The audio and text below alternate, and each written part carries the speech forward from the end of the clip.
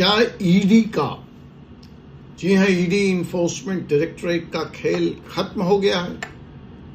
यह सवाल इसलिए मायने रखता है क्योंकि सुप्रीम कोर्ट का सुप्रीम हथौड़ा लगातार ईडी से सवाल पूछ रहा है, लगातार ईडी पे वार कर रहा है। और अब जो लेटेस्ट आदेश आया है कि बिना सबूत, बिना प्रमाण आप गिरफ्तारी नहीं करेंगे, उसके बाद कि ईडी को जिस व्यक्ति पर आरोप लगाया गया है, जिन दस्तावेज के सहारे ये आरोप लगाया गया है और जो दस्तावेज उसके ऑफिस से, घर से बरामद किए गए हैं, वो सारे के सारे दस्तावेज सौंपने होंगे। जी हां, मैं हूं advocate doctor Ajay Kumar Pandey, advocate supreme court of India, और आप इस वक्त देख रहे हैं 4C सुप्रीम लॉ पार्टनर्स का लीगल चैनल। दोस्तों, सुप्रीम कोर्ट ने ऐसा फैसला सुनाया है जिसने सीधे सीधे ईडी की ताकत पर लगाम लगा दिया है, ईडी को कटघरे में खड़ा कर दिया है। और अब ईडी चुपचाप प्रोसिक्यूशन कंप्लेन अर्थात चार्जशीट और चोरी छुपे कार्रवाई वाली स्क्रिप्ट नहीं चला पाएगी। स्पष्ट है, इंडिविजुअल केस में जो फैसला आए वो अलग बात है, लेकिन फिलहाल इस निर्णय ने सुप्रीम कोर्ट के दो बातें तो स्पष्ट कर दी है कि चोरी छुपे प्रोसिक्यूशन कंप्लेन फाइल करने की जो रिवायत है, जो परंपरा है, जो ईडी ने एक न्यू नॉर्मल कायम कर रखा है, वह संभव नहीं हो पाएगा। ईडी की ये छुप छुप के, चोरी छुपे स्क्रिप्ट फाइल कर देने वाली हिमाकत भी नहीं चलेगी।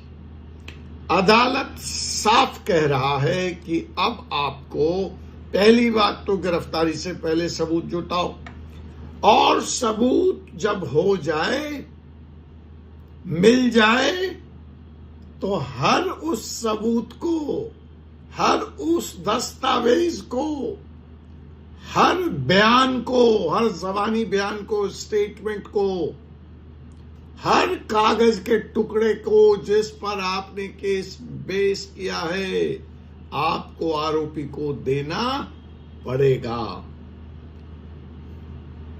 अब तक क्या होता था, जब से ये पीएमएलए कानून आया तो ईडी किस तरह से कार्रवाई करती थी, पहले उसको समझ लेते हैं, फिर चलते हैं आदेश और फिर चलते हैं उसके विश्लेषण की तरफ, तो आपको मामला पूरी तरह से स्पष्ट हो जाएगा, क्रिस्टल क्लियर हो जाएगा, क्लियर हो जाएगा। ईडी पहले चुपचाप एक ECIR बनाता था। वो ECIR में उसने क्या लिखा है वो आरोपी को नहीं दिखाया जाता था, ना उसके वकील को बताया जाता था। फिर उस ECIR को वो कोर्ट में चोरी चुपके दाखिल कर देता था और कुछ कागज खुद अपने पास रख लेता था।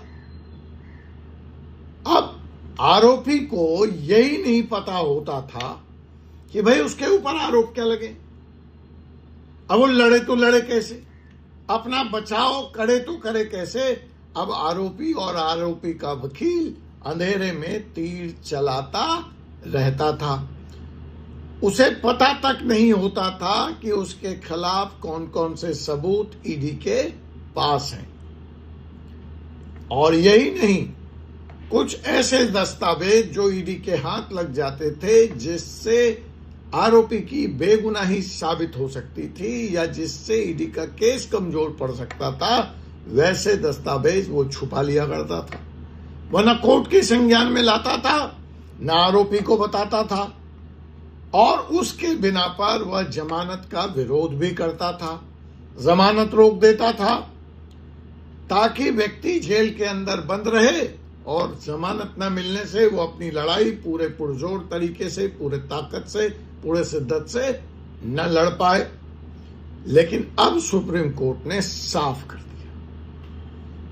पिछला एपिसोड आपने देखा कि भैया गिरफ्तारी से पहले सबूत, और सबूत क्या है वो पूरा के पूरा कोर्ट के सामने लेके आओ और आरोपी को उसकी लिस्ट दो, वो सबूत की कॉपी दो, एक एक दस्तावेज, एक एक पन्ना, एक एक बयान आपको आरोपी को देना पड़ेगा।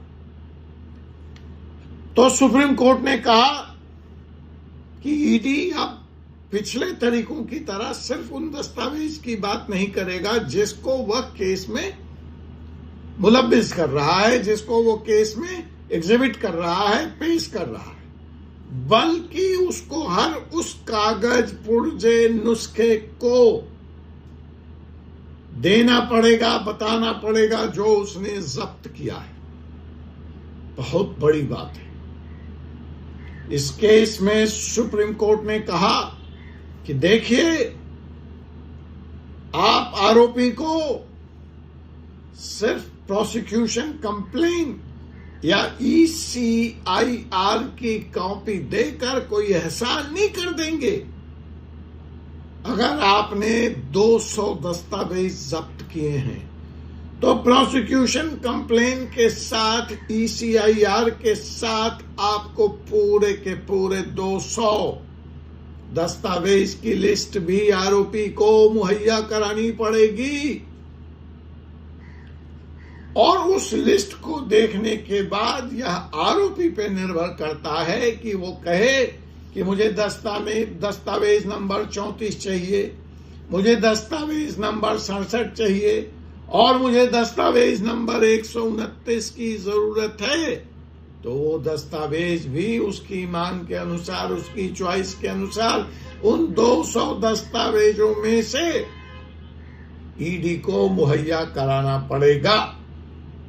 मतलब इसका साफ है, जो लोग कानून को समझते हैं, कानून की भाषा को समझते हैं, कि ईडी जो चोरी छुपे सिलेक्टिव एविडेंस का खेल खेलती थी।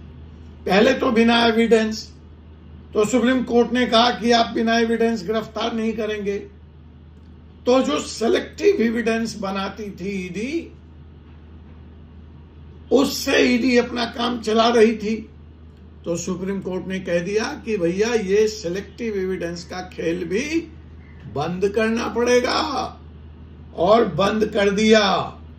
और यहीं पे आ जाती है सुप्रीम कोर्ट की ताकत, यहीं पे आ जाती है भारतीय संविधान की ताकत, और ये है असली रूल ऑफ लॉ। यह है आर्टिकल 21, न्याय पाने का मौलिक अधिकार। मैंने इस कानून के बारे में तब से जानता हूं, और उन अधिकारियों को भी जानता हूं जो इस कानून के बनाने के टीम के हिस्से थे। तो बड़ी बहस चली थी इस कानून पर। इसका जो ओरिजिनल इंटेंट था, एक्चुअली तो India is a universal signatory, international signatory, जिसके लिए यह कानून बना और इंडिया को लेके आना पड़ा। यह सरकार कांग्रेस की थी। वही कांग्रेस, वही विपक्षी दल जो आज भाजपा के ऊपर आरोप लगाते हैं कि ये डार्कोनियन लॉ है, या काला कानून है, या डेमोक्रेसी की हत्या करने वाला कानून है, या पॉलिटिकल पार्टी के हाथ में टूल है। तो देखिए, आप आरोप चाहे जो भी लगाइए, ईडी ये कानून आपके राज्य में बना, उससे कोई फर्क नहीं पड़ता है। आपके टाइम में भी ईडी में केस दर्ज हुए, कार्रवाई होती थी उसी तरीके से जिस तरह से इस सरकार में हो रहे हैं। खैर, मेरा विषय पॉलिटिकल नहीं है, मैं उस पर नहीं जाऊंगा। मैं सिर्फ यह कहने की कोशिश कर रहा हूं कि जब ये कानून लागू हुआ, जब इससे परेशानी हुई, तो पूरा का पूरा विपक्ष, कांग्रेस, टीएमसी, सारी की सारी पार्टियां कई बार सुप्रीम कोर्ट गईं, और इस कानून के स्पेशली 2 सेक्शन को चैलेंज किया सुप्रीम कोर्ट ने। सेक्शन नंबर 1 45, सेक्शन 45 बिल के प्रोविजंस को सुप्रीम कोर्ट ने कहा, देखिए यह देश संविधान से चलता है, आप एमपी एमएलए हैं, इसलिए आपको कोई विशेष सुविधा नहीं मिल सकती, तो जो प्रोविजन है वो है। अब ये दीगर बात है कि जब उस वक्त इस प्रोविजन पे चर्चा हुई थी, इसको रोकने की बात कही गई थी, तो इसको जबरदस्ती तब के फाइनेंस मिनिस्टर पी चिदम्बरम साहब ने जुड़वा दिया। उसी तरह से खाते फ्रीज करना, संपत्ति को जब्त कर लेना, प्रोसीड्स ऑफ क्राइम मान लेना और उसको जब्त करना और तब तक जब्त रखे रखना जब तक कि पूरा का पूरा मैटर डिसाइड ना हो गया। इस बात पे भी सत्तापत्ति दर्ज की गई थी, लेकिन चिदम्बरम साहब नहीं माने और यह कानून का शक्ल ले लिया। आज इससे सबसे ज्यादा विपक्ष परेशान है। तो इस कानून को अनेक बार सुप्रीम कोर्ट में चुनौती दिया गया, बड़े बड़े दिग्गज वकीलों ने चुनौती दिया, सुप्रीम कोर्ट टस से मस नहीं। अब यहां पे जब इस कानून का इम्प्लीमेंटेशन आगे बढ़ रहा है तो इसकी खामियां सुप्रीम कोर्ट के सामने आ रही, लेकिन उस समय भी जिन आधारों पर आज इसको देख करके ऐसा लगता है कि कोई सुप्रीम कोर्ट रिसीट नहीं था। सुप्रीम कोर्ट के पास जो बात उठानी जानी चाहिए थी, जिस तरीके से उठाई जानी चाहिए थी, वो उठाई नहीं गई। एक ऐसी बात उठाई गई जो इक्विलिटी से जिसका कुछ लेना देना नहीं था, रूल ऑफ लॉ से कुछ लेना देना नहीं था। लेकिन अब ऑपरेशनल स्टेटस में ये दो भारी खामियां पाई गई। एक और मसला है जिस पर मैं कभी अगली बार ईडी पे जब चर्चा करूंगा तो उस मसले को भी मैं लेके आऊंगा कि प्रीडिकेट ऑफेंस, और वो जब तक डिसाइड न हो तब तक आपने संपत्ति को फ्रीज कर रखा है। कई बार ये संपत्ति थर्ड पार्टी की होती है, जैसे व्यू नाउ केस में। वो प्रोसीड्स ऑफ क्राइम नहीं है, वो इन्वेस्टर्स का पैसा है। ईडी की अपनी सेक्शन भी रिस्टिट्यूशन ऑफ मनी की बात करती है, बर्ड्स एक्ट भी बात करता है, अदालत के तमाम आदेश हैं कि थर्ड पार्टी को सफर नहीं होना है, थर्ड पार्टी का पैसा नहीं रुकना चाहिए। लेकिन ऐसा हो तो नहीं रहा। तो व्यू नाउ और रिस्टिट्यूशन ऑफ एसेट्स, इन्वेस्टर्स का पैसा कैसे वापस होगा, किन कानूनों के तहत होगा, सुप्रीम कोर्ट उसके बारे में क्या सोचता है, क्या दृष्टांत है, इन सब पर मैं अगला वीडियो लेकर आऊंगा। शर्त पुरानी, आप बोलोगे तो मैं बोलूंगा, अर्थात कमेंट करके बोलोगे तो लाऊंगा, नहीं तो मेरा काम चल रहा है। मैं कोई व्यू नाउ का पे मेरा चैनल नहीं है, समझ लो। चैनल है कानून का, इस पे जो भी कानूनी पहलू होते हैं, मसले होते हैं, मैं उस पर चर्चा करता हूं। आप व्यू नाउ के 1.25 लाख लोग हैं, आप अगर चाहते हैं कि स्पेसिफिक चर्चा हो तो रिक्वेस्ट तो डालनी पड़ेगी, तो देखते हैं। अब पिछली बार तो मैंने 2, 4, 5 रिक्वेस्ट से बात मान ली थी, इस बार नहीं मानूंगा। कम से कम 100 रिक्वेस्ट चाहिए, नहीं तो ये एपिसोड यहीं समाप्त। मैं ईडी पे काम कर रहा हूं, मैं व्यू नाउ पे काम नहीं कर रहा। तो साहब, ये है आर्टिकल 21, न्याय पाने का मौलिक अधिकार। अब सवाल उठता है कि ऐसा क्या ये अफलातून विषय हो गया कि मुझे अलग से वीडियो बनाना पड़ रहा है और लगातार ईडी पे बनाना पड़ रहा है। तो साहब, ये एक क्रांतिकारी फैसला है। अब तक जब से ईडी का ये पीएमएलए का कानून आया है, अगर मैं वहां से देखूं तो मैं बेसिकली बताऊं, this law was meant for controlling narcotics money, drug money, terror money. मैं ये नहीं कह रहा उस तरफ कार्रवाई नहीं हुई है, हो रही है, लेकिन फिर वही है, बेकसूर क्यों पिसे, गेहूं के साथ घुट क्यों पिसे, ये चल कुछ और तरफ पड़ा है। तो सोचिए, एक आरोपी को जेल में डाल दिया, उसको कहा जा रहा है कि तुम अपनी इनोसेंस खुद प्रूव करो, हमने तुम्हारे ऊपर जैसे ही कंप्लेन फाइल किया तुम तो अपराधी हो गए साहब, तुम आरोपी रहे ही नहीं।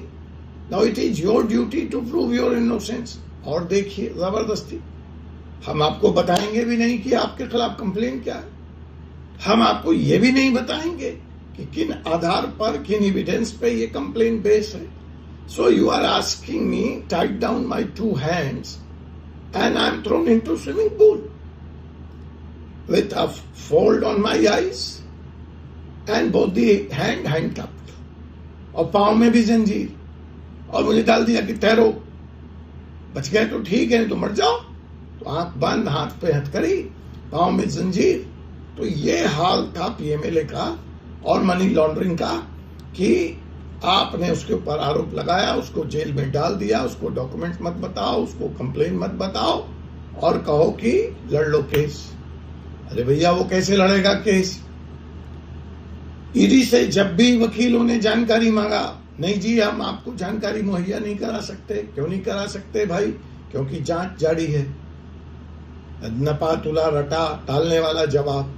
लेकिन अब सुप्रीम कोर्ट ने स्पष्ट कर दिया कि ये बहाना नहीं चलेगा। अब ईडी कहेगी कि भैया फिर तो हम काम नहीं कर पाएंगे, हमारा काम करना मुश्किल हो गया, अपराधी चूक जाएंगे। सुप्रीम कोर्ट ने कहा, सुन लो ईडी वालों, न्याय पहले है, जस्टिस पहले है, संविधान पहले है, जांच बाद में हो जाएगी। आप किसी के ह्यूमन राइट्स को, लीगल राइट्स को, संवैधानिक राइट्स को कटेल करके, कुचल करके जांच नहीं कर सकते। तो साहब, जो सुप्रीम कोर्ट का यह लेटेस्ट जजमेंट है, क्या आपको भी लगता है यह क्रांतिकारी जजमेंट है और यह फैसला किसी आरोपी विशेष की जीत नहीं है, बल्कि पूरे लोकतांत्रिक व्यवस्था की जीत है, पूरे भारत के संविधान की जीत है। इसका एक ही मतलब है कि ईडी अब अपने हर कदम के लिए वह जो भी उठाएगी, जिसके खिलाफ भी उठाएगी, उसको उसके लिए अकाउंटेबल होना पड़ेगा। अब पहले वाली धींगा मस्ती मनमर्जी नहीं चलेगी। अब कॉमन पार्लांस में आप जानना चाहेंगे, मतलब कि एक लेमैन की तरह, ठीक है साहब ये पेपर देना है, एविडेंस के बिना गिरफ्तारी नहीं होगी, तो ग्राउंड जीरो पे इसका क्या असर पड़ेगा? तो साहब ग्राउंड जीरो पे इसका ये असर पड़ेगा कि जमानत मिलना अब आसान होगी। पीएमएलए के केस में फर्जी केस जो ईडी के द्वारा किसी के खिलाफ अगर फाइल हुए हैं तो वो पकड़ में आ जाएंगे, उस व्यक्ति को न्याय मिलेगा, कोर्ट में सुनवाई जल्दी जल्दी होगी, फास्ट ट्रैक हियरिंग होगी, और जो मीडिया ट्रायल होता था अपराधी का, उस पर भी लगाम लग जाएगी। और ईडी को अब डर दिखाने की बदले सबूत लाकर आरोपी से लड़ना होगा। अभी तक चलता था ईडी का डंडा, ईडी का डर, अब लाना होगा ईडी को सबूत। और सबसे जरूरी कि ईडी में कल तक जैसे ही जिस व्यक्ति पे केस फाइल होता था, तो वो जब तक बेचारा इनोसेंट होता था, वो जो प्रोसेस है वो अपने आप में इतना जटिल, कॉम्प्लेक्स, भयावह, डरावना कि वो अपने आप में एक बड़ा पनिशमेंट था। लेकिन अब वह फॉर्मूला नहीं चलने वाला है। यह फैसला सुप्रीम कोर्ट का भारतीय इतिहास में दर्ज होगा। ईडी जैसी एजेंसी को पहली बार शायद इतने कड़े शब्दों में सुप्रीम कोर्ट ने टोका है, सुप्रीम कोर्ट ने हथौड़ा बजाया है, सुप्रीम कोर्ट ने फजीहत करी है, सुप्रीम कोर्ट ने सवाल उठाया है। आप अगर मेरी तरह कानून में, लोकतंत्र में और न्याय में विश्वास रखते हैं तो इस वीडियो को जरूर शेयर करें। हर भारतीय को यह जानना चाहिए कि अब उसका हक मारा नहीं जा सकता, अब उसका हक छीना नहीं जा सकता। कमेंट करके बताइए कि आपको लगता है ईडी को इतना ताकत दे देना, बेहिसाब शक्ति दे देना, इतना ताकतवर बना देना सही फैसला था। और हाँ, कमेंट के साथ साथ चैनल को सब्सक्राइब जरूर करिए, क्योंकि यहीं पर, सिर्फ यहीं पर आपको मिलेगा कानून का असली चेहरा, कानून का असली सच, बिना किसी लाग लपेट, चापलूसी और डर के। तो आपसे मुलाकात होगी एक ऐसे विषय के साथ अगले एपिसोड में। तब तक के लिए मुझे डॉक्टर अजय कुमार पांडे को अनुमति दीजिए। जय हिंद, जय भारत, जय संविधान।